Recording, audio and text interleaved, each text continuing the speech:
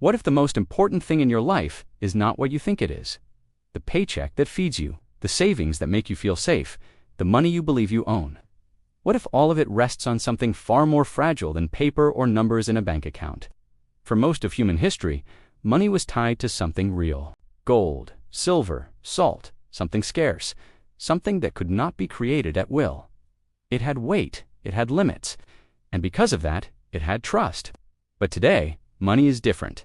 Governments and central banks can create it out of nothing. They can expand it, dilute it, and quietly erase its value while still asking you to believe in it as if it were sacred. That sounds like a conspiracy. It feels extreme. But it is not fiction. It is the system we live inside. And the moment everything changed did not happen during a war, a revolution, or a financial collapse. It happened quietly on a Sunday night while most of the world was watching television. The date was August 15, 1971. President Richard Nixon appeared on American television and interrupted regular programming.com. Confident, reassuring, he told the public that the United States would temporarily suspend the convertibility of the dollar into gold. Temporary, emergency, necessary.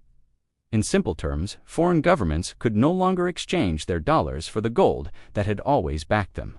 The promise that defined modern money was quietly withdrawn. What was meant to be temporary became permanent. That night, something invisible but profound happened. Money was severed from reality. The dollar was no longer a claim on something tangible. It became a promise backed only by trust in government authority.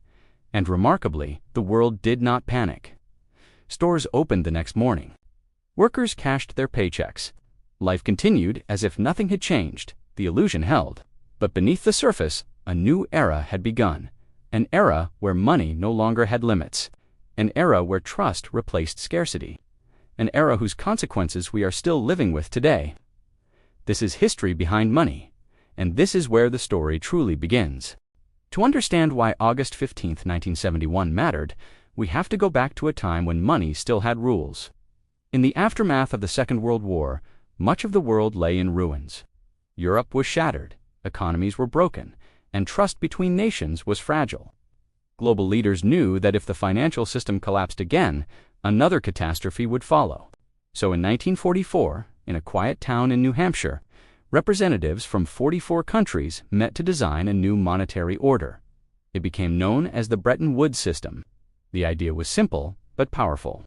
Every major currency would be tied to the US dollar, and the US dollar would be tied to gold at a fixed rate of $35 for 1 ounce. This made the dollar the center of the global system, but it also placed a leash on American power. The United States could not print unlimited money. Every dollar issued was, in theory, a promise that could be redeemed for real metal. Gold was the anchor. Discipline was built into the system. For a time, it worked. Trade became predictable. Inflation remained contained. Nations rebuilt their economies with confidence, knowing that money represented something solid. Gold did not care about politics. It did not vote. It could not be manipulated by speeches or elections. But beneath the surface, pressure was building. By the 1960s, the United States was spending heavily. The Vietnam War drained resources. Massive social programs expanded government obligations at home. Dollars flooded into the global system, but America's gold reserves did not grow at the same pace. Foreign governments noticed. France, Britain, and others began asking an uncomfortable question. If all these dollars were real, where was the gold? Soon, they stopped asking and started demanding. Shipments of gold left US vaults as foreign nations exercised their right to exchange paper for metal. The foundation of Bretton Woods began to crack. America faced a choice: honor the promise or abandon it.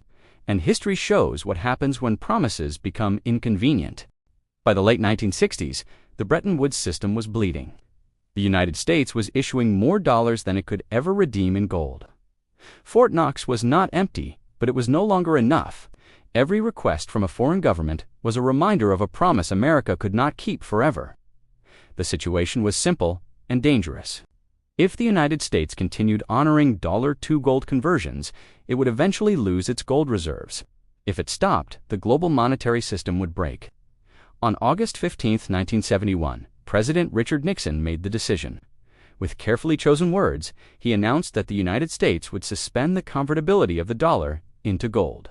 He framed it as a temporary emergency measure designed to protect American interests and stabilize the economy. But there was no timetable, no roadmap, no intention of reversal. The gold window was closed. For the first time in modern history, the world's reserve currency was backed by nothing tangible. The dollar became money because the U.S. government said it was money and because everyone else agreed to accept it. This was the birth of fiat currency. The word comes from Latin, fiat, let it be done.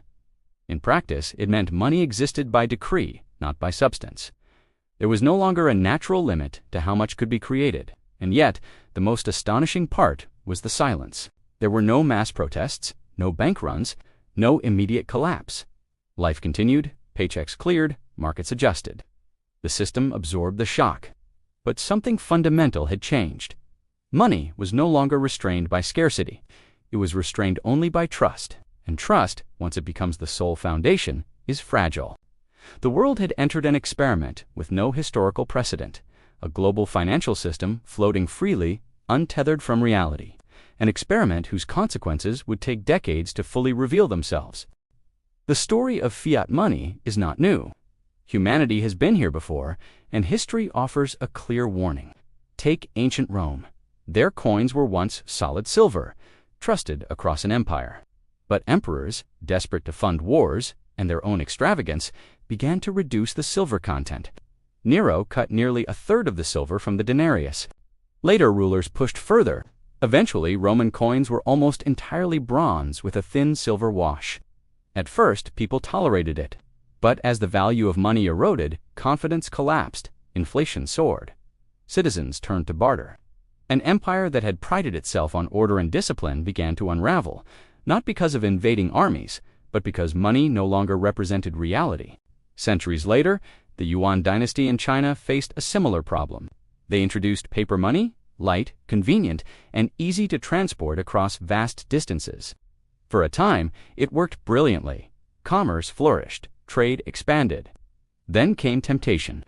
Why tax citizens when a ruler could simply print the money needed? The presses ran constantly. Inflation rose. Merchants refused to accept paper currency. The economy spiraled. The dynasty's grand financial experiment ended in collapse. The lesson is clear. Whenever rulers can separate money from tangible value, they often do, and the public always pays the price. Technology changes. Empires rise and fall. Centuries pass. But the cycle remains the same. When Nixon closed the gold window in 1971, the United States was not inventing a new danger. It was repeating an old pattern, one that had played out countless times before on smaller scales in other lands. The difference this time was scale. The dollar was not just any currency. It was the foundation of the global system. Once it left gold behind, every major economy followed. Every central bank learned the same lesson. Money without limits was seductive but dangerous. And so began an era where governments and central banks could spend and create debt at unprecedented levels, knowing the world trusted their word, at least for now. After 1971, the world entered a new financial era, one untethered from gold, untethered from natural limits. Money became a tool of trust, and trust became the most fragile asset of all. Central banks suddenly had enormous freedom. Interest rates could be cut to stimulate growth. Governments could spend without immediate consequence, rolling over debt instead of balancing budgets. For decades, it appeared to work. Economies grew, credit expanded, and prosperity seemed within reach for many. But beneath the surface, a subtle danger was accumulating. Systems like this are not designed for stability. They're designed for momentum. The debt must grow. The money supply must expand. Trust must be continually maintained. Pause the momentum, and the structure risks collapse. Like a shark, the financial system must keep moving, or it dies. By the 1980s and 1990s, a new orthodoxy had emerged. Central banks could manage the economy like engineers fine-tune machines. Monetary policy became the ultimate tool for control. Credit booms followed. Asset bubbles inflated. Crises erupted, then were smoothed over with yet more intervention. Dot-coms, housing, pandemics, the pattern repeated. Each time, the solution was the same: more money, more credit, more debt. And yet, for most people, the consequences were hidden.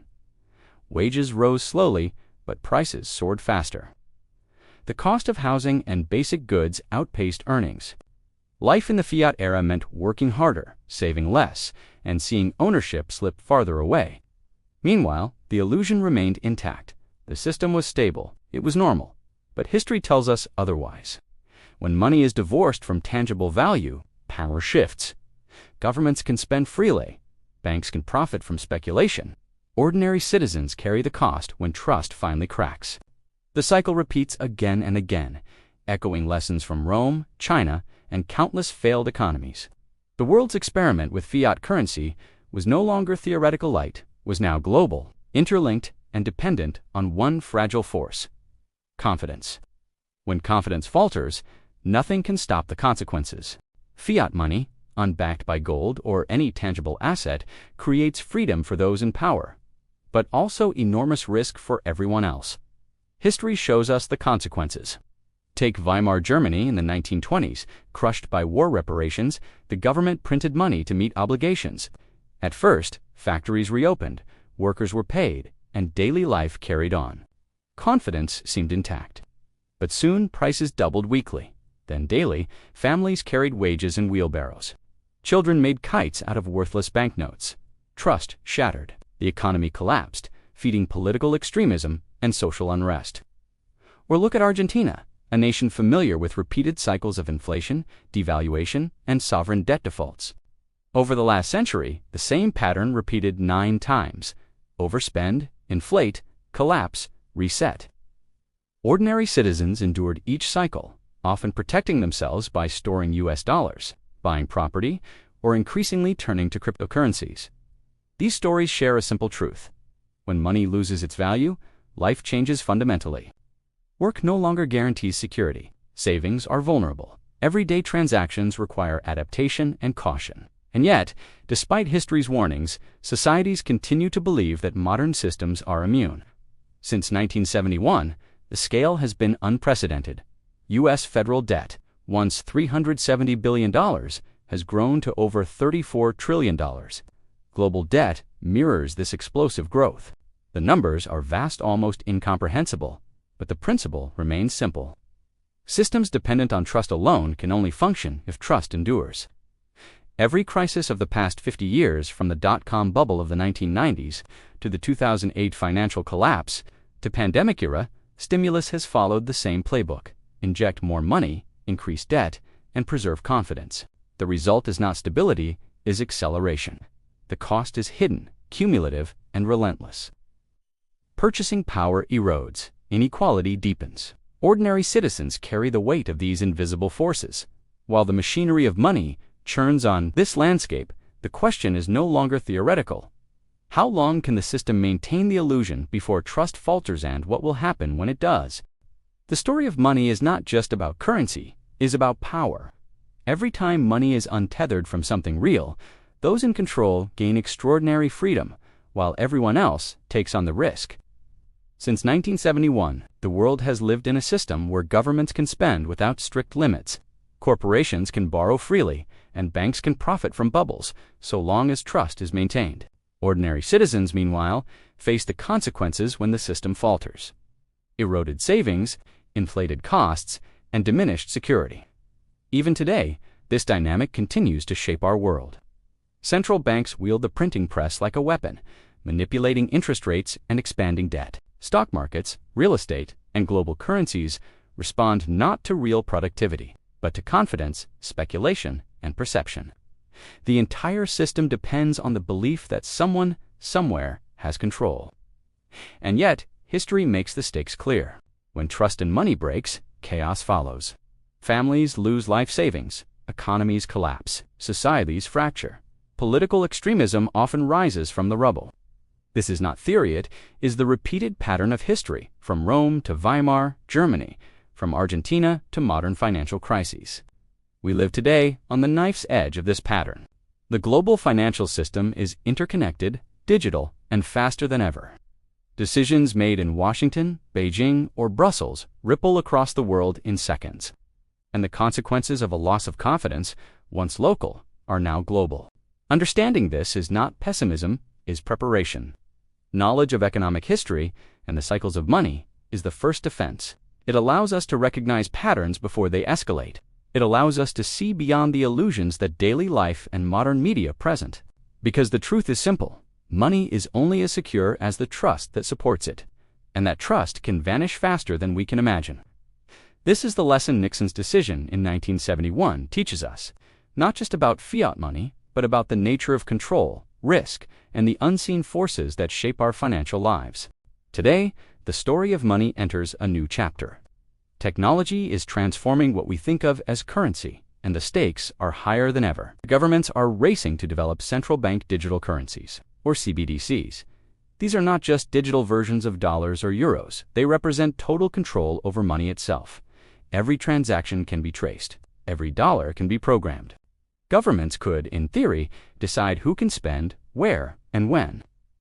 In a world where money is already an abstraction backed only by trust, imagine the power that could grant trust, once fragile, could become even more dependent on authority. Some see cryptocurrency as a counterbalance. Bitcoin, created after the 2008 financial crisis, was designed as digital gold. Its supply is fixed. Rules are enforced by code, and no central government can arbitrarily inflate it. In theory, it offers an escape from the endless expansion of fiat currency. But even cryptocurrency is not perfect. It is volatile, vulnerable to speculation, and still far from replacing the money most people use daily. It is a part of the solution, or perhaps another chapter in the ongoing struggle between trust, power, and control. The real lesson here is not about gold, Bitcoin, or digital currencies. It is about human behavior and power. Every time money detaches from tangible value, those in control gain freedom, while the majority inherit risk. Governments can spend, corporations can profit, and ordinary citizens bear the consequences when systems fail. Knowing this changes how we think about wealth. True security is not just holding money, it is understanding the system, recognizing the signs of imbalance, and building resilience. Economic history is our guide. Fiat money, gold, paper notes, cryptocurrencies, they all tell the same story. When trust breaks, money dies, and societies transform. This is the frontier of modern money, and understanding it is not optional, it is necessary. The story of money is, at its core, the story of trust, power, and human choice. From Rome to China, from Weimar Germany to the United States, history repeats a clear pattern. When money loses its connection to reality, those in control gain freedom, and ordinary people inherit risk. Since Nixon's announcement in 1971, the world has been living inside a fragile illusion. Dollars, euros, yen, none are tied to tangible value. Global debt has exploded. Credit has expanded beyond imagination. And yet, the system persists, so long as faith holds. The question is not whether the system will falter, it is when and what we will do when it does. True financial security is no longer about blindly trusting institutions or holding paper money. It is about understanding the rules of the system, recognizing the signs of imbalance, and adapting before disaster strikes. Knowledge is the ultimate shield. Awareness is real wealth. Economic history is a weapon we can wield to protect ourselves. Recognizing the patterns of inflation, debt cycles, and monetary manipulation allows us to act wisely rather than react blindly. Gold, cryptocurrency, or other assets can play a role, but they are not magic solutions. They are tools within a broader strategy of understanding, vigilance, and adaptability. Life in a fiat digital and increasingly programmable world demands that we think critically, act strategically, and never take the stability of money for granted. History has shown time and again that money is not eternal. It is an invention, a system built on trust, rules, and enforcement. Once trust breaks, money dies, and societies change forever. The day money stopped being real is not just a date in 1971. It is a warning, a reminder, and a call to action. This is history behind money. Understanding the past is the first step to protecting your future, because history doesn't repeat, but it rhymes, and the patterns, if you know where to look, can guide you through even the most uncertain times.